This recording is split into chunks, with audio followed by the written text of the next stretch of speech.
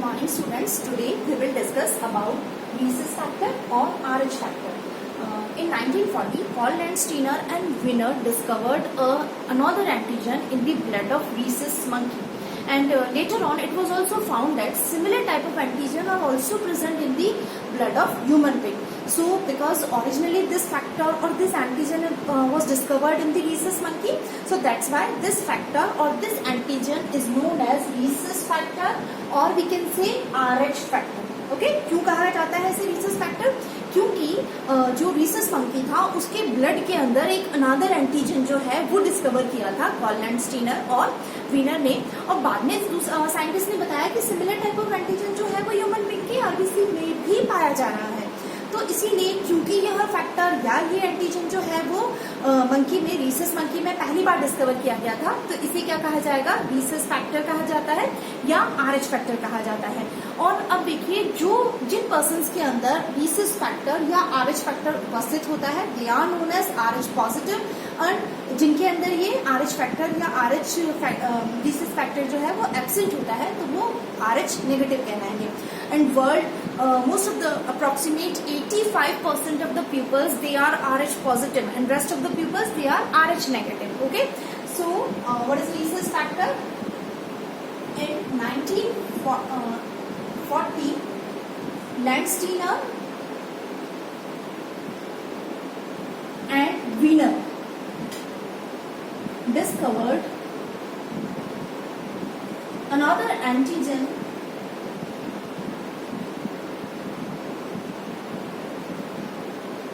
in the blood of rhesus monkey.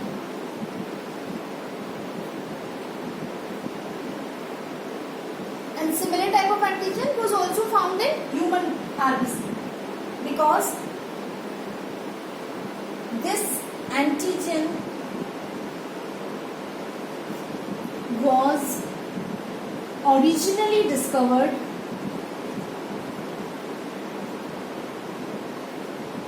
in rhesus monkey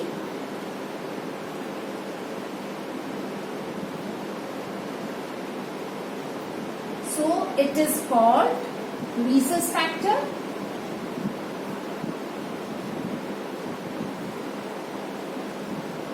or RH factor.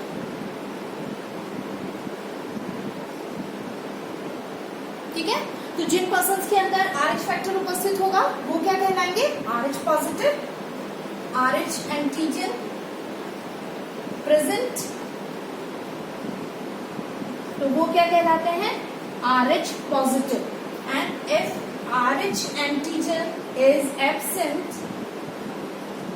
तो वो क्या कहलाएंगे? RH negative. तो वर्ल्ड की जो 85% पॉपुलेशन है, 85% पीपल्स जो हैं they are RH positive and 15% जो persons हैं वो कैसे हैं? RH negative.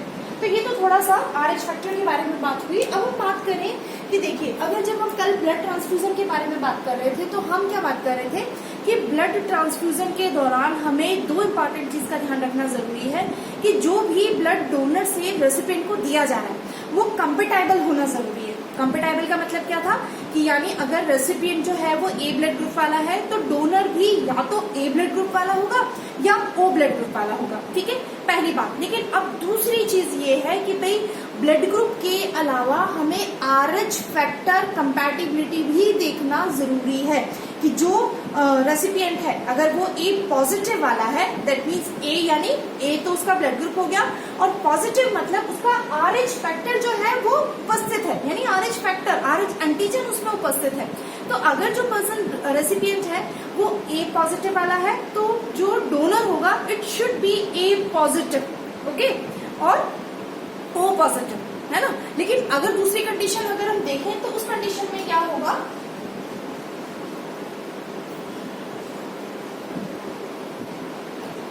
RH blood transfusion of RH blood.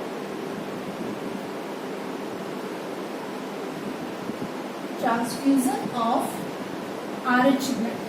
अब देखिए हम थोड़ा सा इनकम्पेटिबिलिटी के बारे में बात करेंगे कि सपोज हम क्या बोल रहे हैं, ये हमारा रेसिपिएंट है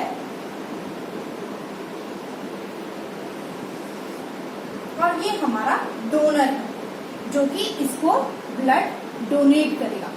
क्लियर? अब ये देखिए, जो हमारा डोनर है वो RH पॉजिटिव है। क्लियर? लेकिन ये RH नेगेटिव है। होगा क्या? जब RH पॉजिटिव वाला डोनर जो है, जब RH नेगेटिव वाले पर्सन को ब्लड डोनेट करेगा, यानी ब्लड का ट्रांसफ्यूजन हो रहा है, तो इस समय क्या होगा, इसकी जो RBC है उसमें क्या पाया जा रहा है, RH एंटीजन पाया जा रहा है। ठीक है, तो ये इसकी RBC है जिसमें RH एंटीजन प्रेजेंट है, और यहां जो RBC है उसमें RH एंटीजन जो है वो एब्सेंट है ही नहीं।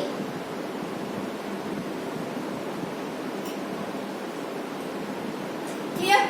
तो अब हम क्या करेंगे, हमने पहली बार इसको ब्लड दिया, तो क्योंकि ये जो RH एंटीजन वाला RBC है वो इसके अंदर आ जाएगी, है ना, तो उस RH वाली RBC जो है, RH एंटीजन वाली जो RBC है, तो क्या होगा, ये जो रेसिपिएंट का ब्लड है ना, इस एंटीजन के अगेंस्ट, RH एंटीजन के अगेंस्ट इसके ब्लड में क्या बनेगी, anti RH antibodies. Clear?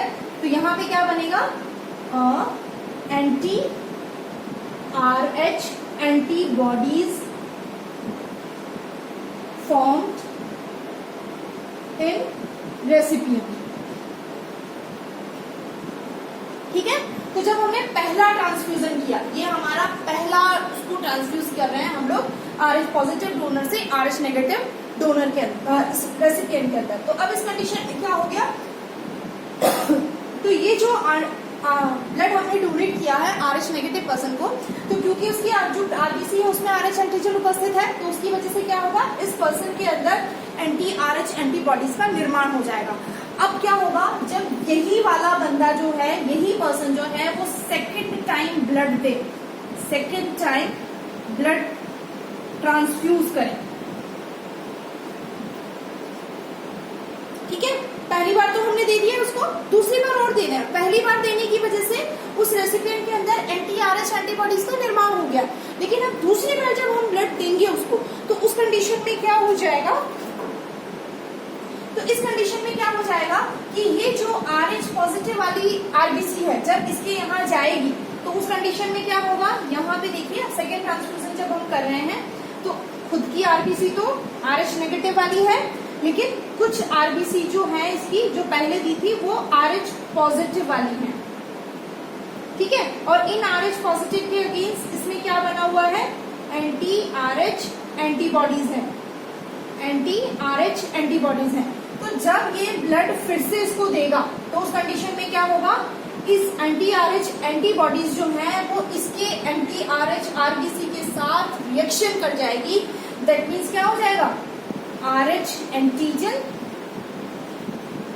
Plus anti RH antibodies,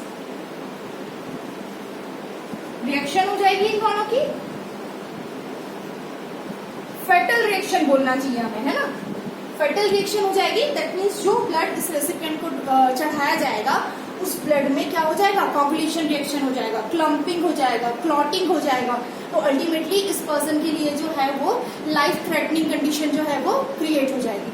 समझ में आ गया? तो इसीलिए जब भी हम ब्लड ट्रांसफ्यूज करते हैं तो हम ब्लड ग्रुप्स की कंपैटिबिलिटी भी चेक करते हैं और साथ के साथ RH फैक्टर की कंपैटिबिलिटी भी चेक करते हैं। हम ये ध्यान रखते हैं कि भाई जिस पर्सन को, रेसिपिएंट को ब्लड चढ़ाया जा रहा है, वो ब्लड ग्रुप का ध्यान रखेंगे। अगर वो A वाला है तो उसे A वाला देगा ब्लड या O वाला देगा।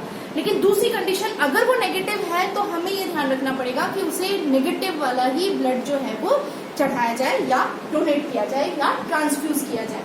ठीक है, पहली कंडीशन तो ये हुई। अब देखिए एक और चीज है इसके अंदर,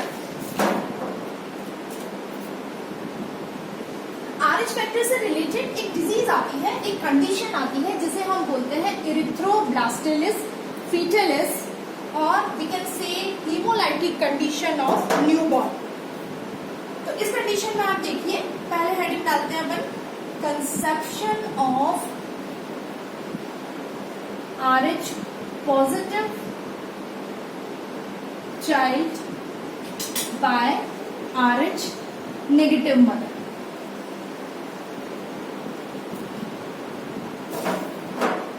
ठीक है, हम हेडिंग डाला, देखिए समझिए इस चीज को मैं क्या कहना चाह रही हूँ कि देखिए फादर जो है वो हो गया आपका RH पॉजिटिव, ठीक है। फादर कैसा है इसका, RH पॉजिटिव है, लेकिन मदर जो है वो होगी RH negative if this condition is occur, है ना। मदर जो है वो RH नेगेटिव है, फादर जो है वो RH पॉजिटिव है। अब देखिए तो होगा क्या कि जो RH फैक्टर के लिए जीन रिस्पॉन्सिबल होता है वो डोमिनेंट नेचर का होता है, तो इसका जेनेटिक कंपोजिशन या जीनोटाइप जो होगा वो कैपिटल DD और मदर का जो जीनोटाइप होगा वो स्मॉल dd हो जाएगा। गैमेट्स बनेंगे कैपिटल D, इसमें बनेगा स्मॉल d, F1 जनरेशन क्या आएगी capital D and small d। That means जो चाइल्ड या जो फीटस होगा इट इज RH पॉजिटिव।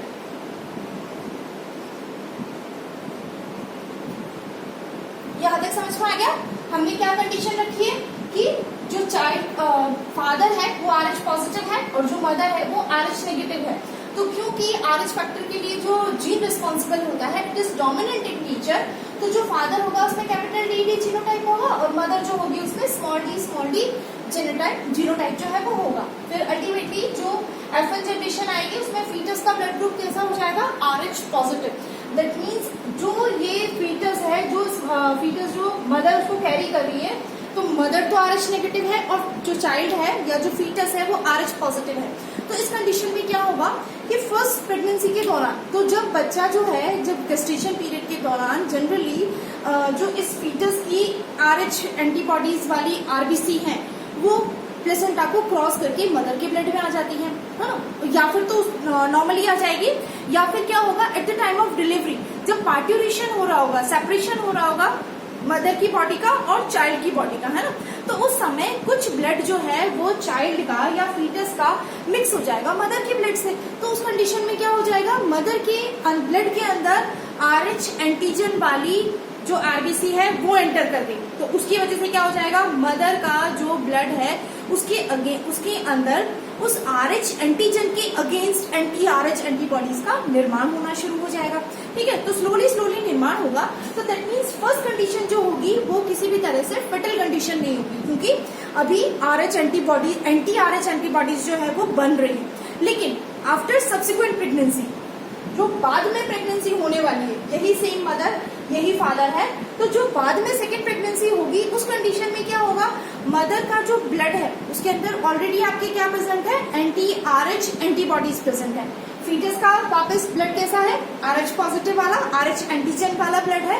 तो उस कंडीशन में क्या होगा, जो मदर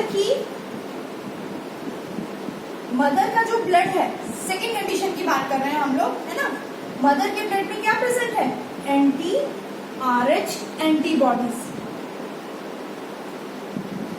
तो ये किसके साथ रिएक्शन करेगा, फीटस RH एंटीजन के साथ। ठीक है, तो उसकी वजह से क्या हो जाएगा, हीमोलाइटिक रिएक्शन होगा। मतलब जो इन्फेंट है, जो फीटस है, उसका ब्लड जो है, उसकी जो RBC है वो फट जाएगी, हीमोलाइसिस रिएक्शन हो जाएगा उसके अंदर और एनेमिक कंडीशन जो है वो डेवलप हो जाएगी। ठीक है, तो इसकी वजह से, इस हीमोलाइटिक रिएक्शन की वजह से या एनीमिया की वजह से क्या हो जाएगा, इट मे बी पॉसिबल कि अबॉर्शन हो जाए और death of foetus. So this condition due to RH factor it is known as erythroblastosis fetalis. क्या कंडीशन कहलाएगी ये, इरिथ्रोब्लास्टिलिस फीटलिस, और we can say hemolytic disease of newborn. ठीक है, तो ये सारी की सारी बात हुई आपके RH फैक्टर को लेके कि भी RH फैक्टर ब्लड ट्रांसफ्यूजन के दौरान हमें blood groups compatibility as well as RH compatibility जो है उसको भी ध्यान में रखना होता है। तो this is all about RH factor, erythroblastosis fetalis, और we can say hemolytic disease of newborn. Okay, thank you so much.